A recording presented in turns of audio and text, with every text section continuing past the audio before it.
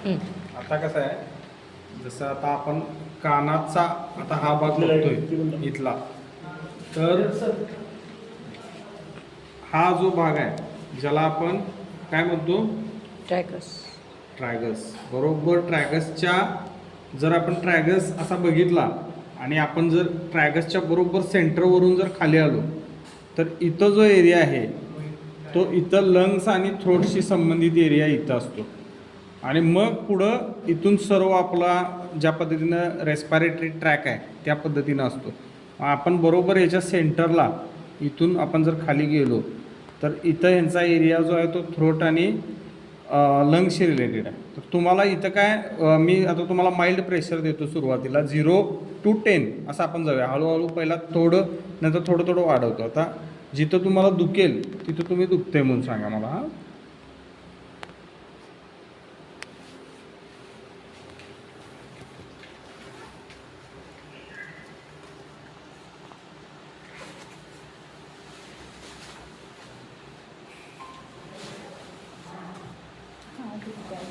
दुखतंय ना, जाते ना, म्हणजे हा यांचा सेन्सिटिव्ह एरिया आहे थ्रोट आणि लंग्सशी रिलेटेड.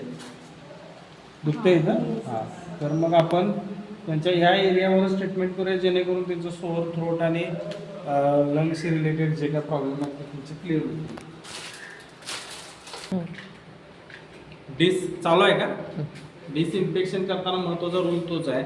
जरी आपण कॉटन घेतलं, स्पिरिट घेतलं, तर आपण काय करायचं आहे की कानाच्या आत स्पिरिट जाणार नाही ह्याची आपण काळजी घ्यायची. कारण स्पिरिटमुळं आणि कुठला आजार कानाच्या आतमध्ये होऊ नये. हां, तर आपण पहिल्यांदा या पद्धतीनं या कॉटनवर आपण स्पिरिट घेतोय. आता हे बऱ्यापैकी आपण स्पिरिट घेतलेलं आहे. त्यानंतर आपण काय करायचं आहे, कॉटन थोडा पिळायचा आहे. जसं आता आपण कॉटन पिळल्यावर यातून थोडे थोडे ड्रॉप बाहेर आले, म्हणजे आपण हे स्पिरिट फ्लश आउट केलं. आणि आता स्पिरिट आहे कॉटनमध्ये, पण एवढं एक्सेस नाही की ते कानाच्या आतमध्ये जाईल. आणि मग आपण कान स्वच्छ करायचं. आता कान स्वच्छ करताना आता ह्यांचा कान आपण जर असा स्वच्छ करायला गेलो 100% आत जाऊ शकते. आपण त्यांची काय करायची, मान थोडीशी वर धरायची जेणेकरून आपण इथं कान जरी स्वच्छ केला, एखादा जर वेळेस स्पिरिट वगैरे थोडंफार असेल तरी ते खाली जाईल खालच्या दिशेने.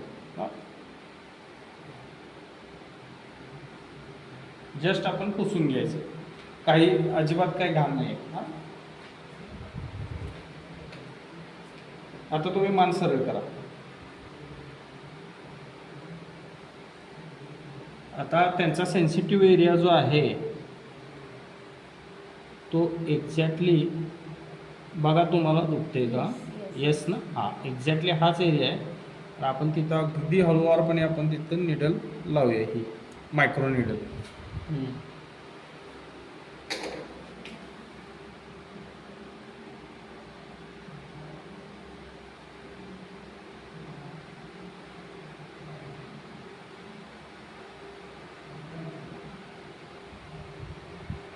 दुखलं? आता दुसरी महत्त्वाची गोष्ट अशी आहे की ज्या वेळेला आपण आता हे करतोय ना, त्यावेळेला आपण फार दाब द्यायचा नाही कानाला लावल्यानंतर. नाहीतर काय होते की पेशंटचा कान नंतर दुखायला लागतोय आणि मग नंतर पेशंटला असह्य होते, पेशंट ते काढून टाकते. आपल्याला काय करायचं आहे, जेंटल ट्रीटमेंट करायचे.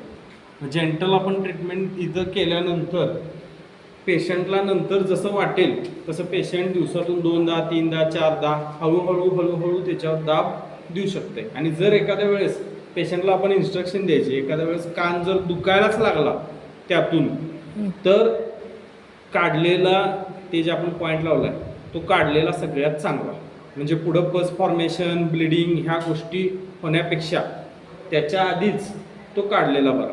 हां, आणि जर नाही दुखलं तर तो बराच दीर्घकाळ ठेवू शकतो तो पेशंट. ओके मॅडम,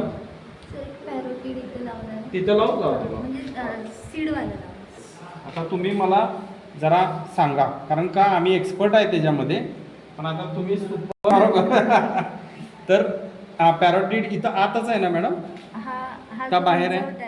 येस, हा ट्रायंगल आहे इथं. हां, बरोबर टिपलाच ना येणार. ठीक आहे, मग बरोबर टिपला आपण सीड लावू तिथं. हां, का सुई का नाही काय लावू ते आपण? हल्लेल वगैरे म्हणून हा. लावा ना, मग काय प्रॉब्लेम नाही. लावे नीट बरोबर त्याच्या ह्यालाच पॉइंटलाच. हा होय ना? हो.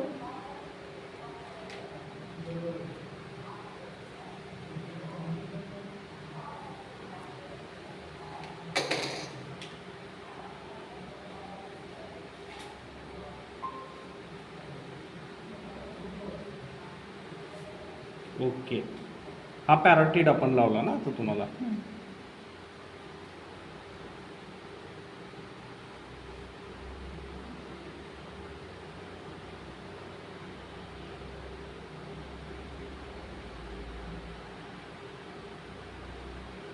आपण चिकटपट्टी फक्त ॲडजस्ट करतोय कारण काय हो.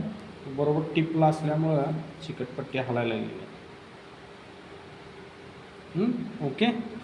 बघा आता तुम्हाला कसं वाटतंय.